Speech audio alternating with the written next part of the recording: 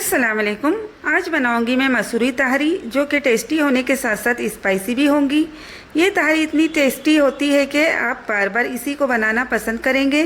चलिए बनाना करते हैं स्टार्ट। एक चटपटे फ्लेवर के साथ मसूरी तहरी को 500 ग्राम मैंने बड़े का गोश्त ले लिया है।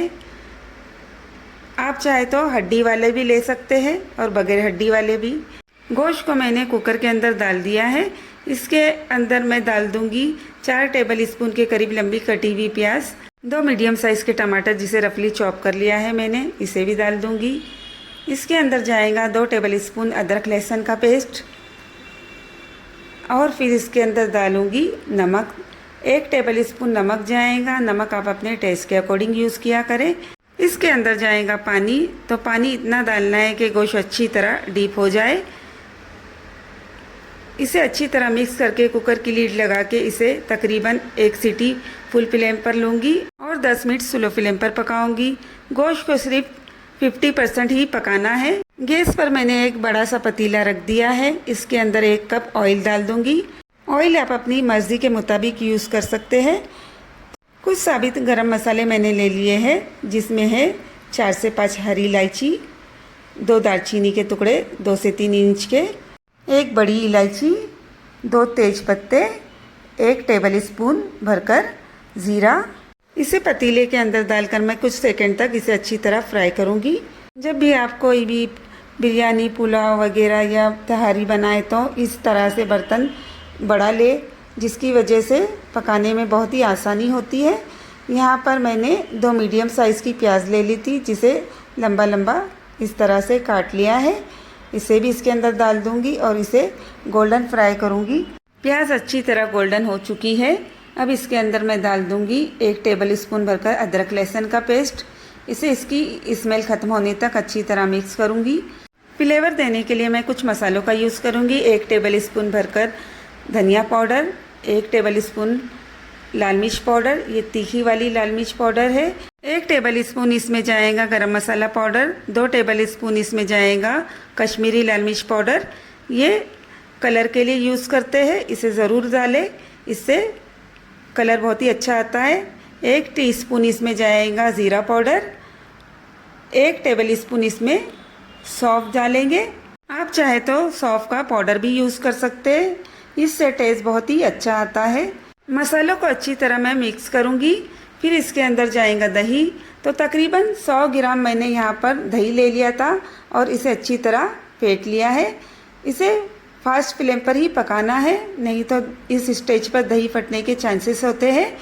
अच्छी तरह इसे मिक्स करते जाएंगे, लगातार चम्मच चलाना है। जब भी इसे स्लो फ्लेम पर पकाया जाता है तो दही फटने के चांसेस ज़्यादा होते हैं, इसलिए इस बात का ध्यान रखें कि जब भी इस तरह से दही डालें तो गैस का फ्लेम फास्ट कर दे, ताकि दही अच्छी तरह मिक्स हो जाए और दानेदार बन जाए। कुकर में जो मैंने गोश्त डाल दिया था उसे 50% कुक कर लिया है। इसे इसके अंदर डाल दूंगी। अगर आपके कुकर में पानी ज़्यादा बचा हो तो चावल में जब पानी डालें तो देख कर डालें, लेकिन इस कुकर में पानी नहीं बचा तो मैं यहाँ पर पानी अपने हिसाब से बताऊँगी। इसे डालने के बाद मैं अच्छी तरह मिक्स करूँगी और फिर देखिए इस गिलास से मैंने पानी डालना है। तो यहाँ पर इस तरह से मैं 3 गिलास पानी यूज़ करूँगी, क्योंकि मैंने आधा किलो चावल ले लिए हैं और उस हिसाब से यहाँ पर 3 गिलास पानी बनता है। मैंने जो चावल लिए हैं वो बासमती राइस है, तो उसी के मुताबिक मैं इनमें पानी डाल रही हूँ। आप चाहे तो कोलम वगैरह में भी इसे बना सकते हैं। तो यहाँ पर मैंने पानी डाल दिया है। अब इसे कवर करके रख दूँगी। जब तक कि बॉईल ना हो जाए तब तक वेट करूँगी। यहाँ पर देखिए मैंने 1 घंटा पहले बासमती राइस को भिगो दिया था। तकरीबन आधा किलो राइस है ये, तो इसे अच्छी तरह पहले वॉश कर लिया था और फिर भिगो दिया था। तकरीबन 100 ग्राम छिलके वाली मसूर दाल ले ली है। इसे मैंने 10 मिनट पहले भिगो दिया था। दाल को ज़्यादा देर भिगोना नहीं है, नहीं तो ये बहुत जल्दी गल जाती है, इसलिए 10 मिनट पहले ही भिगोए। यहाँ पर देखिए पानी भी बॉईल हो चुका है। जब तक पानी में बॉईल ना आए तब तक चावल ना डालें, नहीं तो चावल खुले खुले नहीं पकेंगे।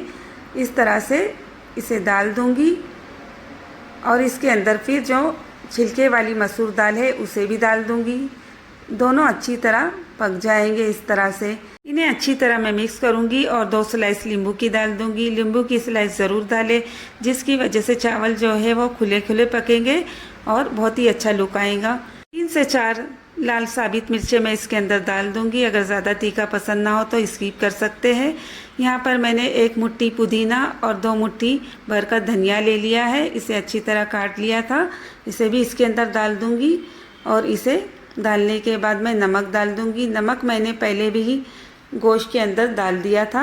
तकरीबन 1 टेबल स्पून इसके अंदर नमक डाल दूंगी। आप नमक और मिर्ची अपने टेस्ट के अकॉर्डिंग ही यूज़ किया करें। इस तरह से मैंने इसे मिला लिया है। इसे ड्राई होने का वेट करूंगी, तो जब तक पानी ड्राई हो ना जाए इसे कवर नहीं करना। इसे अच्छी तरह मिक्स करेंगे और यहाँ पर पानी अच्छी तरह ड्राई हो चुका है। अब मैं इसे कवर कर दूंगी। तो यहाँ पर मैंने एक एल्युमिनियम फॉइल ले लिया है।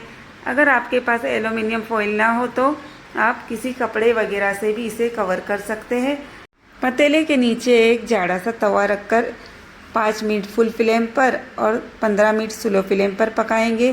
जब तक तहारी पकती है तो मैं एक रायता बना लेती हूँ इसके लिए। तो यहाँ पर मैंने तकरीबन 200 ग्राम प्याज ले ली थी, इसे बारीक बारीक चॉप कर लिया है। यहाँ पर मैंने इमली और गुड़ की चटनी बना ली थी और इसके अंदर मैं डाल दूँगी। तकरीबन 1 कप मैंने इमली और गुड़ की चटनी डाल दी है। इसमें जाएगा नमक, तो 1/4 टीस्पून इसमें नमक डालेंगे। अब इसके अंदर डालूंगी लाल मिर्च पाउडर, तो 1/4 टीस्पून इसमें लाल मिर्च पाउडर डालूंगी और इसे अच्छी तरह मिक्स करूंगी। इमली गुड़ की चटनी की रेसिपी भी मैंने यूट्यूब पर अपलोड कर दी है। रायता तैयार हो चुका है, ये बहुत ही टेस्टी होता है। 15 मिनट हो चुके हैं, चलिए कवर हटा देते हैं। बहुत ही अच्छी खुशबू आ रही है। आप चाहे तो इसे बकरे के गोश्त में भी बना सकते हैं, यह उतना ही टेस्टी बनता है। तो यहाँ पर इसे चेक कर लेते हैं। देखिए चावल कितने खुले खुले से पके हैं। इसे निकाल लेती हूँ एक सर्विंग प्लेट में। नींबू मिर्चों से इसकी गार्निशिंग कर लेती हूँ। खुशबूदार सी तहारी बनकर रेडी हो चुकी है और देखिए लुक भी इसका कितना अच्छा आया है। तो एक बार इस तरह से तहारी ज़रूर बनाएं। मिलते हैं फिर नेक्स्ट रेसिपी में।